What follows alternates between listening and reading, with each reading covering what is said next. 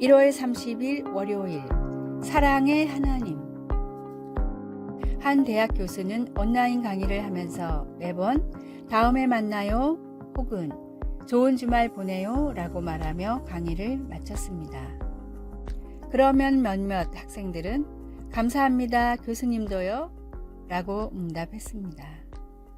그런데 어느 날 한 학생이 사랑합니다 라는 말로 응답했습니다.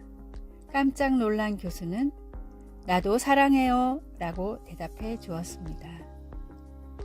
그날 저녁 학생들은 그가 선호하는 대면 수업 대신 컴퓨터를 마주하고 강의를 해야 하는 교수에 대한 감사의 표시로 다음 수업부터 사랑합니다 라는 인사를 연이어 하기로 약속했습니다.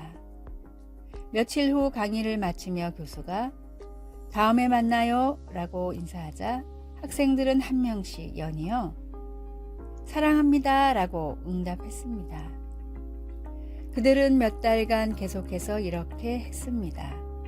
교수는 이 일로 학생들과 깊은 유대감이 생겼으며 지금 그들을 가족처럼 느끼고 있다고 말했습니다. 요한일서 4장 10절에서 21절에서 우리는 하나님의 가족으로서 하나님께 사랑합니다 라고 말할 몇 가지 이유를 찾을 수 있습니다. 하나님은 그분의 아들을 우리 죄의 희생 제물로 보내시고 성령님을 주셔서 우리 안에 거하게 하셨습니다. 하나님의 사랑은 언제나 신뢰할 수 있으며 더 이상 심판을 두려워할 필요가 없습니다. 하나님이 우리를 먼저 사랑하셨기 때문에 우리가 그분과 다른 사람들을 사랑할 수 있게 해주십니다. 다음에 하나님의 백성들과 모임을 할 때 하나님을 왜 사랑하는지 함께 나누어 보시기 바랍니다. 말씀. 하나님이 우리를 사랑하시는 사랑을 우리가 알고 믿었노니. 요한일서 4장 16절. 찬송 292장 주 없이 살 수 없네. 기도. 아버지의 사랑을 알게 하시고 가족으로 삼아 주셔서 감사합니다. 그 사랑을 여러 가지 창조적인 방법으로 보여줄 수 있게 해주소서. 예수님의 이름으로 기도드립니다. 아멘.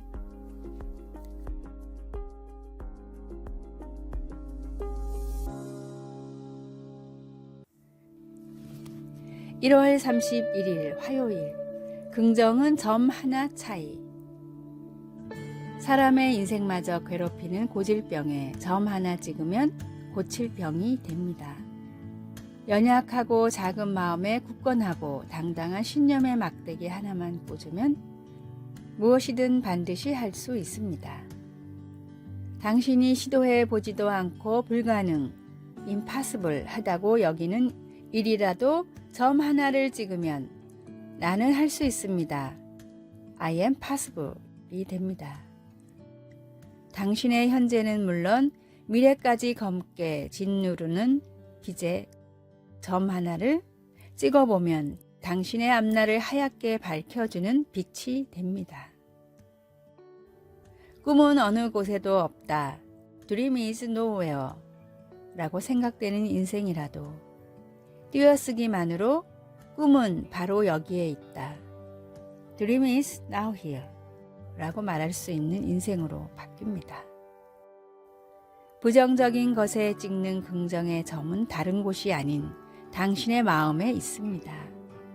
결국 절망을 희망으로 바뀌는 그 하나의 획은 바로 당신의 것입니다.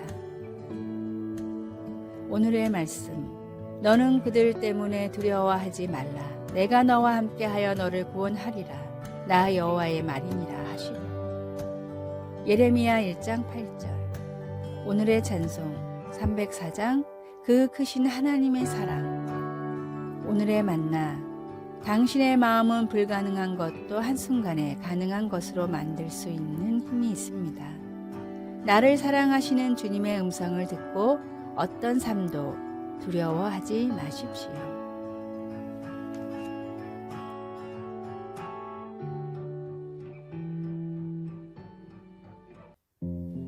2월 1일 수요일. 폭풍을 그릴 수 있었던 이유. 폭풍우가 다가와 험한 파도가 치는 영국의 한 부두에 한 청년이 어부를 찾아왔습니다. 저를 배에 태워 저 폭풍 속으로 들어가 주실 수 있겠습니까? 위험한 줄은 알지만 꼭 부탁드리겠습니다. 무사히 돌아만 온다면 많은 보상을 드리겠습니다. 부탁을 수락한 어부에게 청년은 자신을 돛대에 묶어달라고 부탁했습니다. 어떤 일이 있어도 배 안으로 숨지 않게 절 묶어주십시오. 엄청난 폭풍을 향해 배는 출발했고 몇 번의 위험한 고비가 있었지만 무사히 귀항했습니다. 어부는 청년을 풀어주며 도대체 이런 위험한 일을 왜 부탁했소? 라고 물었습니다. 폭풍을 그림에 담고 싶었는데 체험하지 않고는 제대로 그릴 자신이 없었습니다. 청년은 21살 때 왕립 아카데미의 인정을 받으며 영국 최고의 화가로 인정받던 윌리엄 터너였습니다. 이 경험을 통해 그린 해상의 폭풍우는 터너의 최고의 작품으로 평가받았습니다. 지금도 영국은 매년 가장 뛰어난 활약을 펼치는 화가에게 터너의 이름을 딴 상을 수여하고 있습니다. 가장 확실한 증명과 동기는 체험입니다. 능력의 하나님이 내 삶에 역사하시도록 말씀과 기도로 삶의 방향을 바르게 설정하십시오. 오늘의 말씀, 오히려 너희가 그리스도의 고난에 참여하는 것으로 즐거워하라. 이는 그의 영광을 나타내실 때 너희로 즐거워하고 기뻐하게 하려 함이라. 베드로전서 4장 13절. 오늘의 찬송 208장 내 주여 나라와. 오늘의 만나, 주님의 계획을 따라 제 삶을 인도하소서. 주님을 체험하는 삶을 살아갑시다.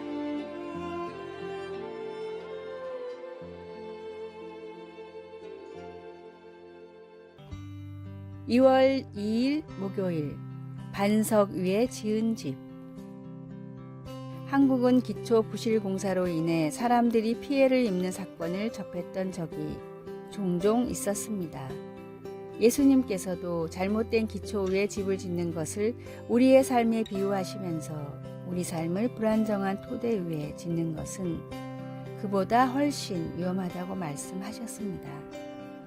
예수님은 우리 중 어떤 사람들은 삶을 견고한 반석 위에 지어서 극심한 폭풍우를 만나도 든든히 서 있을 수 있지만 어떤 사람들은 모래 위에 세워 폭풍이 몰아칠 때 심하게 무너져 버린다고 하셨습니다. 흔들리지 않는 토대와 무너지는 토대의 한 가지 차이는 그리스도의 말씀을 실천하느냐 아니냐는 것입니다. 문제는 주님의 말씀을 듣느냐 아니냐가 아니라 주님께서 힘주실 때 그 말씀을 실천하느냐 아니냐 하는 것입니다.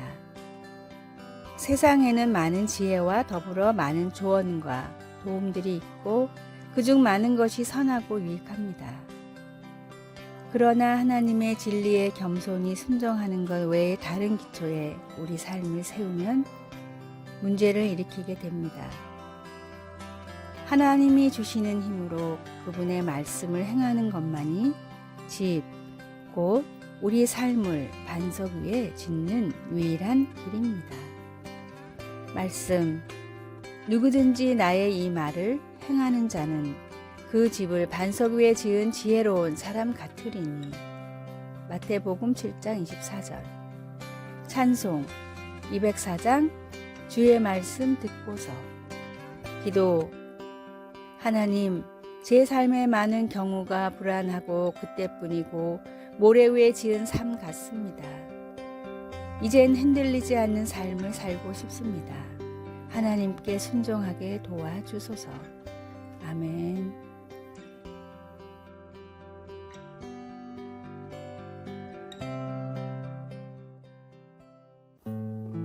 (2월 3일) 금요일.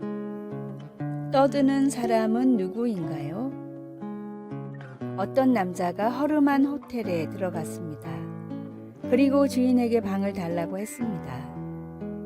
잠만 자면 되니까 방을 하나 주세요. 그런데 호텔 주인은 장난꾸러기였습니다. 호텔 주인은 따뜻한 차를 주면서 말했습니다. 이 차를 마시면 어디서나 잘 수 있습니다. 주인의 장난에 짜증이 난 남자는 조금 퉁명스럽게 말했습니다. 하여튼 잠만 자면 되니까 조용한 방을 주세요. 주인은 다시 말했습니다. 우리 호텔의 방들은 다들 조용합니다. 그 방 안에 있는 사람들이 떠들어서 그렇지 방들은 아주 조용합니다. 살면서 문제가 발생하면 사람들의 대부분이 원인을 찾습니다. 그리고 그 원인은 외부로부터 왔다고 생각합니다. 나 때문이라고 생각하기 이전에 너 때문이라고 하고 싶은 것입니다. 문제는 항상 환경이나 상황이 아니고 자신입니다. 속을 썩이는 것은 배우자도 아니고 자녀도 아니고 바로 우리 자신의 안에 있습니다. 오늘의 말씀, 창세로부터 그의 보이지 아니하는 것들 곧 그의 영원하신 능력과 신성이 그가 만드신 만물에 분명히 보여 알려졌나니 그러므로 그들이 핑계하지 못할지니라. 로마서 1장 20절. 오늘의 찬송 187장 비둘기같이 온유한. 오늘의 만나, 주님 모든 문제와 환경을 극복할 더욱 큰 믿음을 주소서. 하나님을 더욱 사랑하고자 하는 마음으로 모든 핑계를 극복합시다.